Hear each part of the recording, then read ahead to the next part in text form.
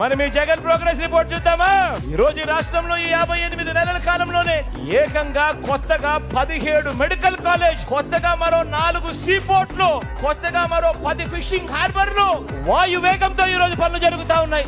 ఏకంగా 26 జిల్లాల ఆంధ్ర రాష్ట్రం అయింది మన రాష్ట్రం. కొత్తగా 15,000 గ్రామ వార్డు సచివాలయాలు వచ్చాయి. 11,000 రైతు భరోసా కేంద్రాలు కనిపిస్తా ఉన్నాయి. నాడు నేడుతో బాగుపడ్డ స్కూళ్లు కనిపిస్తా ఉన్నాయి. నాడు నేడుతో బాగుపడ్డ హాస్పిటల్ కనిపిస్తా ఉన్నాయి. కొత్తగా ఇప్పటికే 3,000కు పైగా నిర్మాణంలో ఉన్న డిజిటల్ లైబ్రరీలు కూడా కనిపిస్తా ఉన్నాయి.